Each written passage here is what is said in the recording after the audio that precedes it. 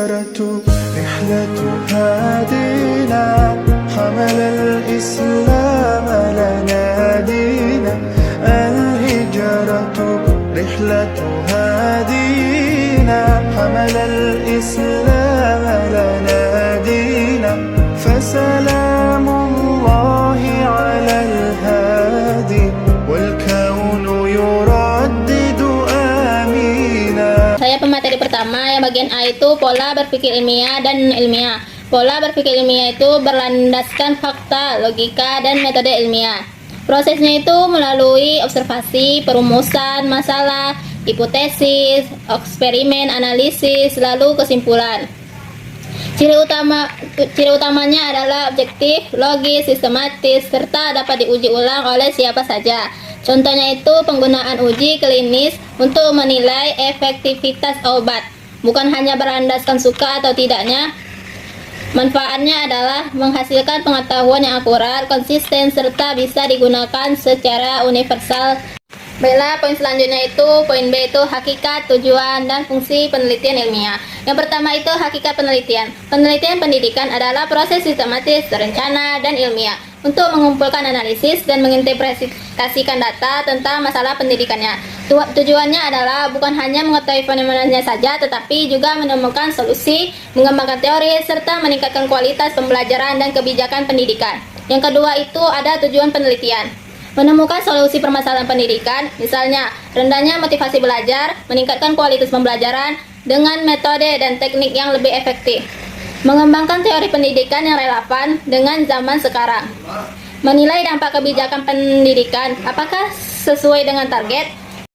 B. Macam-macam karakteristik sesuai dengan metode penelitiannya. Yang pertama yaitu eksperimen. Eksperimen ini membandingkan kelompok eksperimen dan kontrol. Hasil menunjukkan adanya perbedaan signifikan setelah melakukan. Nah, misalnya media kuartet efektif meningkatkan hasil belajar IPS. Kemudian metode selanjutnya yaitu metode research and development atau biasa dikenal dengan R&D.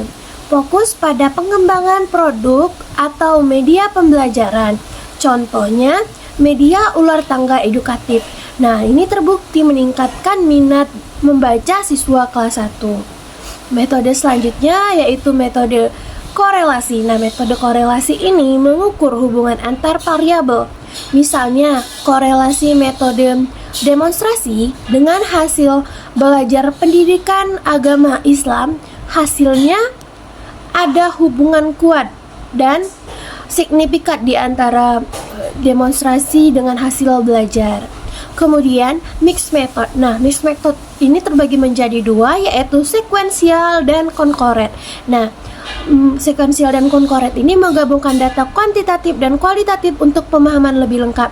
Misalnya, pemahaman siswa tradisional diintegrasikan dalam pembelajaran SD atau kunjungan rutin ke perpustakaan terbukti meningkatkan minat belajar dan minat membaca. Kemudian metode selanjutnya yaitu meta-analisis. Meta-analisis ini menggabungkan hasil penelitian terdahulu untuk menilai efektivitas suatu model. Misalnya STAD terbukti sangat berpengaruh dalam berbagai mata pelajaran. Lalu selanjutnya metode penelitian deskriptif kuantitatif. Nah, metode ini survei untuk menilai fenomena. Nah, misalnya tingkat minat siswa SD terhadap matematika. Selanjutnya, PTK atau penelitian tindak lanjut.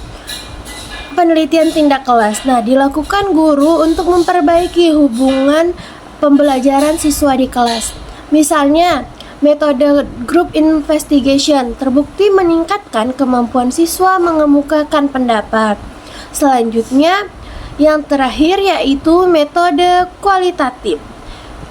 Nah, menggali fenomena secara mendalam melalui wawancara atau observasi. Fokus pada peran guru, faktor pendukung atau penghambat, dan serta solusi dalam meningkatkan minat belajar. Baik, selanjutnya yaitu fungsi dan komponen proposal penelitian. Fungsi proposal penelitian. Proposal berfungsi menjelaskan tujuan penelitian secara jelas, menjadi syarat pendanaan, pedoman metodologi, bukti kebaruan penelitian, dan syarat etis. Juga menjaga penelitian tetap fokus sekaligus alat evaluasi kelayakan penelitian.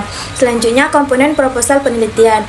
Judul, latar belakang, rumusan masalah, tujuan, manfaat, tinjauan pustaka, kerangka teori, hipotesis, metodologi, populasi, dan sampel, jadwal anggaran, daftar pustaka, serta lampiran, instrumen penelitian atau dokumen pendukung. Selanjutnya yaitu bagian E, tahapan atau prosedur penelitian pendidikan. Yang pertama, identifikasi masalah, menemukan masalah nyata di bidang pendidikan melalui observasi atau pengalaman. Yang kedua yaitu studi literatur, mencari teori dan penelitian terdahulu agar punya dasar kuat dan mengetahui celah penelitian. Yang ketiga yaitu penentuan tujuan, menentukan arah penelitian secara jelas, spesifik, dan terukur. Yang keempat, merumuskan hipotesis, membuat dengan sementara tantangan hubungan antara variabel untuk diuji. Yang kelima, memilih metode penelitian pendekatan kualitatif, kuantitatif, atau campuran sesuai tujuan. Yang keenam yaitu pengumpulan data, bisa menggunakan angket, tes, observasi, atau wawancara dengan instrumen valid dan reliable. Nah, yang ketujuh, analisis data, mengolah data kuantitatif dengan statistik, kualitatif dengan tema dan kategorinya. Yang kedelapan yaitu interpretasi hasil, menafsirkan temuan dengan menghubungkannya ke teori, tujuan, dan penelitian sebelumnya. Yang sembilan, kesimpulan dan rekomendasi menjawab rumusan masalah, serta memberi saran praktis dan akademis. Yang 10, menyusun laporan, menuliskan proses penelitian secara sistematis agar bisa diuji dan dibaca orang lain. 11. Penyebar luasan hasil melalui seminar, jurnal, atau laporan untuk memberi manfaat luas. 12. Dan yang terakhir yaitu evaluasi dan refleksi. Nah, menilai kelebihan dan kekurangan penelitian berikutnya akan menjadi lebih baik. Baik, selanjutnya di sini saya akan melanjutkan pada materi bagian akhir yaitu hambatan dalam penelitian pendidikan dan solusinya. Yang pertama ada internal, yaitu kurangnya pengembangan, motivasi yang rendah, dan manajemen waktu yang buruk. Solusinya dapat melakukan pelatihan dan disiplin diri. Yang kedua ada faktor eksternal, yaitu adanya keterbatasan dana, akses data, birokrasi, dan hambatan sosial budaya. Solusinya bisa dengan cara bekerja sama dengan lembaga, memanfaatkan sumber alternatif, dan komunikasi persuasif. Yang ketiga ada metodologis, yaitu salah memilih variabel ataupun metode, kesulitan dan akan mengalami kesulitan analisis data.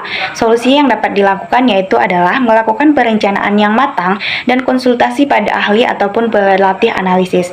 Yang terakhir yaitu ada faktor teknis, yaitu keterbatasan teknologis atau software ataupun infrastruktur. Solusinya bisa dengan menggunakan teknologi alternatif, upgrade keterampilan, dan memanfaatkan fasilitas bersama.